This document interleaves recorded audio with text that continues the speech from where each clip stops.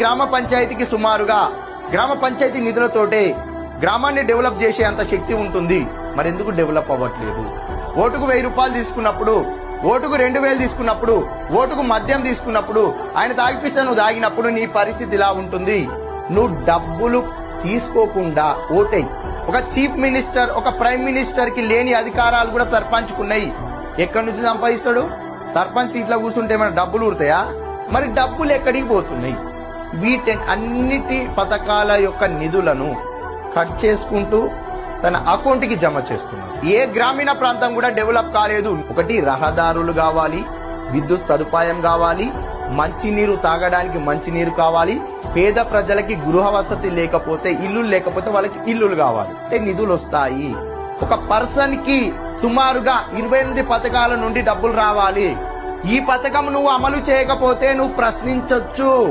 ఏదైనా గ్రామీణ ప్రాంతంలో ప్రైమరీ హెల్త్ సెంటర్ ఉందా? లేదు. మీ సర్పంచులు ఏదైనా ఎన్జిఓని తీసుకొచ్చి మీ గ్రామాన్ని దత్తక అప్పచెప్పారా? మీ గ్రామాన్ని డెవలప్ చేశారా? చెయ్యలేదు. ఏం చేయాలి? గ్రామ పంచాయతీకి వచ్చే నిధులుంటాయి కదా, అందులో నుంచి లాగాలే పైసలు.